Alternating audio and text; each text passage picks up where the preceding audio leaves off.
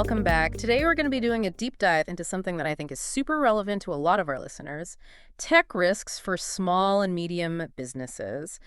You sent us this podcast episode, and it really got me thinking about how businesses can sort of walk that tightrope between using technology to grow, but also, not falling prey to all of the potential downsides. Because let's be real, it's a double-edged sword, right? Yeah, it is. I mean, the opportunities are huge, but the risks can be pretty scary too. Absolutely. And this podcast episode actually mentioned that 70% of SMBs are feeling the pressure of competition even more now than they did just 5 years ago, which is kind of wild to think about. It is. And I think a big part of that is just how much consumer behavior has shifted. Everybody wants that digital experience now. Think about it. Your local bookstore, they can't just sit back and wait for people to walk in anymore. They've got to have, a website. They've got to have ebooks, maybe even a delivery service to really compete. Yeah, it's like everything's going to be instant and on demand now. Exactly. And I think that leads to the other big challenge, right? Which is just keeping up with the pace of all the new technology. This episode actually mentioned that 52% of SMBs are struggling to keep up, mainly because of budget constraints. So it's like, how do you compete when you don't have the resources to invest in all the latest and greatest stuff? Right. It's tough. But picture a small retailer. They're trying to wrap their heads around AI customer analytics. Yeah. Which could be super expensive, super complicated to implement. Or think about those businesses that, went all in on 3G right before the 5G wave hit. It's like it's a constant game of catch-up. Yeah, it's like you're always one step behind. And the thing is, falling behind in tech can actually be really costly. And I'm not just talking about lost sales here. This episode highlighted a stat that really freaked me out.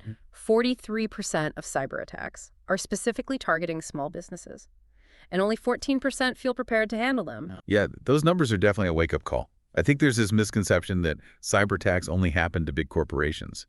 But the reality is SMBs are prime targets. I mean, think about it. A small medical clinic, they're using weak passwords, An employee uses their pet's name as their password, and suddenly a hacker has access to all these sensitive patient records. It's not as far-fetched as it sounds. Oh my gosh. Yeah, and then you add in the whole ransomware thing, which this episode also talked about. The average ransom payment in 2022 was $233,817. I mean, that's a huge amount of money for any business. It is. It's crippling. Think about a manufacturing company. All of a sudden, their files are encrypted. They can't access production schedules. They can't access client information, nothing. And the attackers are demanding a huge sum of money. And often companies just feel like they have no choice but to pay just so they can get back up and running. It's a nightmare. So it's like we've got this intense competition. We've got budget limitations, fear of becoming obsolete, and then this looming cyber threat. Yeah. It can feel like a minefield out there. Yeah, no kidding. But, every challenge also brings opportunities. And I think one thing that really highlighted that was the whole COVID-19 pandemic. I mean, think about how that disrupted global supply chains. Oh, yeah. It felt like the world just stopped. It did. And all these businesses were suddenly scrambling. Picture an electronics SMB. They rely on specific components from overseas. And all of a sudden, there are massive delays. Costs are skyrocketing because of that semiconductor shortage. It just throws everything into chaos. Total logistical nightmare. And on top of all that, you've got the struggle to find and keep good employees. I mean, this episode said that 62% of SMBs are having a hard time hiring qualified IT professionals. Yeah. There just aren't enough people to go around. And you have all these startups that have these amazing ideas, but they can't get off the ground because they can't find the developers they need. Right. And then on top of all that, you've got the funding issue. Only 48% of SMBs got the financing they needed in 2022. That's rough. So it's like, okay, you need to upgrade your software to stay secure, but you can't afford it. And that just makes you even more vulnerable. It's a vicious cycle. It really is. But that's why I think it's so important to understand these risks. Yeah. Because it helps you make better decisions. Right. It's all about being proactive. Yeah. Okay, so we've talked about, the market pressures, the cybersecurity threats, the operational challenges, but I feel like we're just scratching the surface here, right? There's a whole other layer to this. Yeah, there's a lot more to unpack. Yeah. We haven't even touched on the legal risks or the reputational risks that come with, operating in a tech-driven world. Think data protection laws, intellectual property, the court of public opinion on social media. Oh, yeah. Social media can be a beast. It can be. It feels like SMBs are walking a tightrope. Yeah, it's a balancing act, for sure. But with some pretty serious consequences if they fall. It's true. But it's not all doom and gloom. With the right knowledge Yeah. and the right strategies, SMBs can not only survive, but actually thrive in this digital world. Okay, I like that. Thrive. So that's what we're going to dive into next. All the ways that SMBs can navigate these risks and come out on top. Stay tuned. All right, so we've talked about market pressures, cybersecurity, the day-to-day challenges, but let's not forget about the legal side of all of this, which can be, let's just say, a little bit overwhelming. Oh, yeah. It's like a whole other layer of complexity. Totally. I mean, GDPR, CCPA, it's like alphabet soup out there. And the penalties for messing up can be pretty steep. No kidding. These data protection laws are serious business. They're there to protect consumer privacy. And if you violate them, you're going to pay the price. So it's not just about collecting data. It's about handling it responsibly. Exactly. You got to make sure you're following the rules. Okay, so, like, give me an example. Sure. Imagine a marketing firm. They're collecting customer data for targeted ads, right? Pretty standard stuff these days. Yeah, seems like everyone's doing it. But what if they haven't gotten proper consent for how that data is going to be used? That's a big no-no under GDPR. And they could get hit with a massive fine. Ouch. So you got to be really careful about the details. You do. And it's not just customer data, right? Yeah. What about intellectual property? That's got to be a big concern for SMBs too. Huge.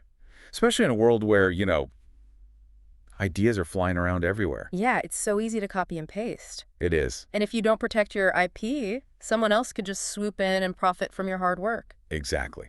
And that can be devastating, both financially and emotionally. I can only imagine. This podcast we're looking at, it said that legal battles over IP can cost SMBs anywhere from $200,000 to $1 million. $1 million? That's crazy. It is. It just underscores how important it is to protect your IP from the very beginning. All right, so we've got legal risks, potential financial ruin, but then there's another court to consider these days too, right? The court of public opinion? Yeah, the court of social media. One bad tweet, one negative review, and your reputation is toast.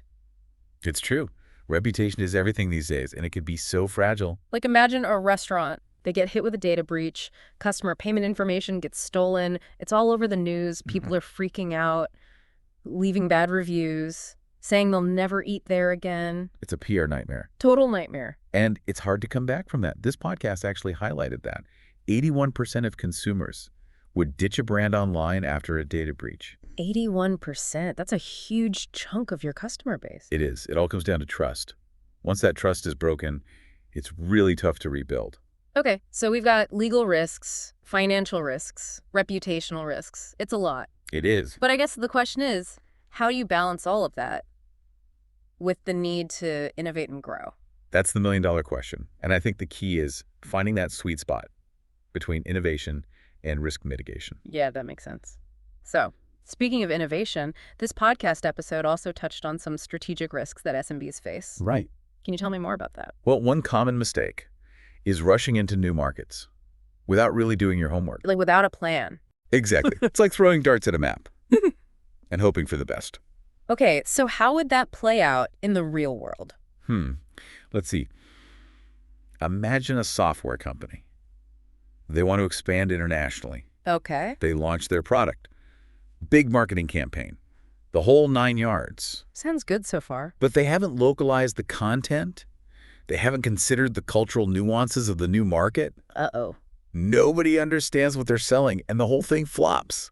Ouch. It's like trying to sell ice to Eskimos. Yeah, that's not going to work.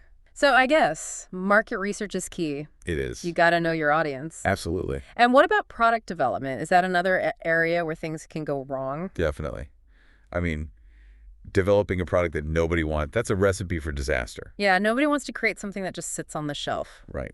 Remember that app we talked about a few years ago? The one that was supposed to revolutionize pet grooming with AR? Oh, yeah. Whatever happened to that? Nobody wanted it. It turns out not enough people needed their dog's fur styled in AR. Wow. They put all this money into it, and it just flopped. That's got to be tough. It is. And the podcast actually mentioned that. 42% of startups fail because their product doesn't solve a real problem for their target audience. It's like writing a novel that nobody reads. Exactly. So understanding your audience, doing your market research, that's all super important. Couldn't agree more. And speaking of trends, We can't forget about the whole sustainability thing. Right. That's becoming more and more important. Feels like it's everywhere these days. It is. Consumers are more environmentally conscious, and they're looking at the environmental impact of everything they use. Including technology. Exactly. So tech companies are under pressure to go green, Big time. whether it's powering their data centers with renewable energy or developing more sustainable products. Yeah.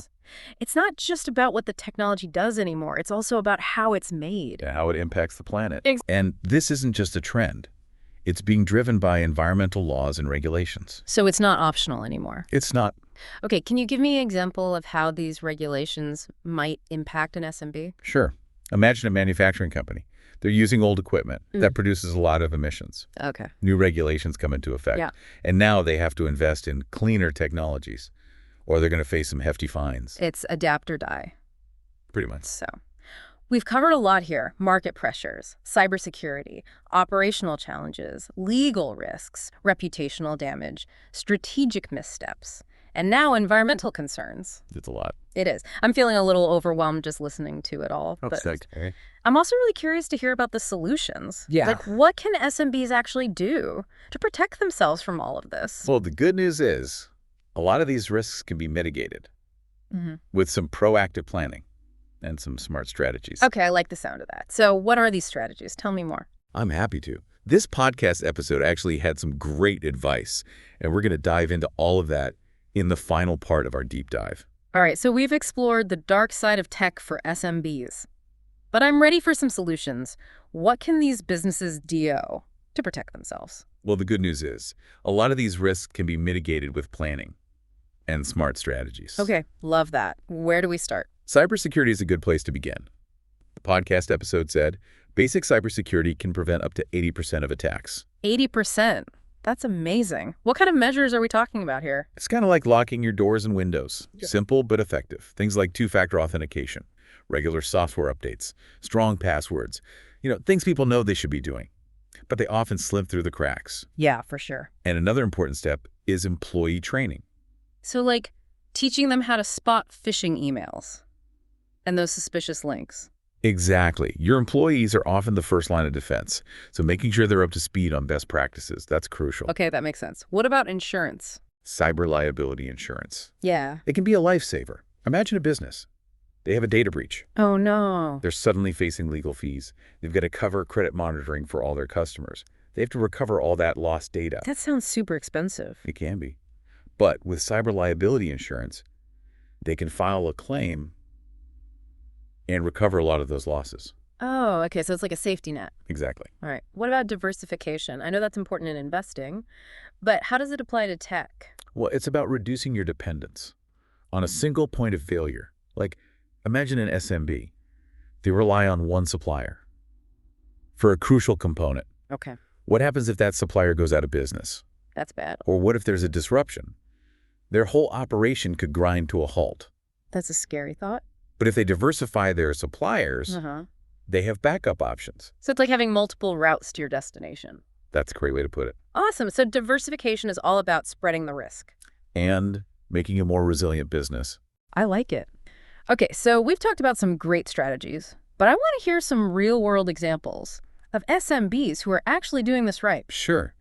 This podcast episode actually had a great example of a retail company that boosted their sales by 30% just by implementing an omni-channel strategy. Oh, I've heard of that, but I'm not really sure what it means. It's basically about creating a seamless experience for the customer, no matter how they're interacting with your business, whether they're online, in-store, or even returning stuff by mail. Okay. So this company, they integrated all their sales channels, online and offline, so people can browse online, reserve items in-store, even return online purchases at a physical location. So they're meeting the customer wherever they are. Exactly. That's smart. It's a great example of how tech can drive real business growth. Love that. Okay, so that's a success story. What about some cautionary tales? What can we learn from people who messed up? Well, one common mistake is neglecting disaster recovery planning. Like, imagine a company. They lose all their data because of a system crash, or maybe even a natural disaster. Oh, no. That's a nightmare scenario, and it happens more often than you'd think. Right. But if they had a plan, if they were backing up their data regularly, they could minimize the damage. It's like a fire escape plan for your data. Exactly. So we've covered cybersecurity, disaster recovery, diversification, but technology is always changing. What can SMBs do to stay ahead of the curve? That's a great question. One emerging risk to watch out for is quantum computing. Quantum computing, that sounds like sci-fi. It does, right. But it's becoming a reality. And it could actually crack the encryption we use today. So all our passwords, financial information, that could all be vulnerable. Potentially, yeah. Quantum computers can solve really complex problems, including breaking the codes behind our encryption. Wow, I had no idea. So is there anything we can do to prepare? The good news is, researchers are working on quantum-safe encryption. It's a race against time, though. Makes sense. And it's something SMBs need to be aware of. So it's a whole new world of cybersecurity. It is. What other tech trends should SMBs be thinking about? Well, AI, machine learning, and automation are all evolving rapidly. And they're going to impact every business, big or small. So it sounds like SMBs have a lot on their plate. They do. But it's also an exciting time to be in business. With the right approach to risk, SMBs can really leverage technology to their advantage. So what's the key takeaway here? Be proactive. Don't wait for something bad to happen. Start thinking about risk management today. Great advice. Well, we've covered a lot of ground today. We have. Cybersecurity, disaster recovery, the future of tech. I feel like I've learned a lot. Me too. And I hope our listeners are walking away with some actionable insights, thinking about what steps they can take to protect their businesses. That's what it's all about. Awesome. Well, that's all the time we have for today. Thanks for joining us for this deep dive. We'll see you next time.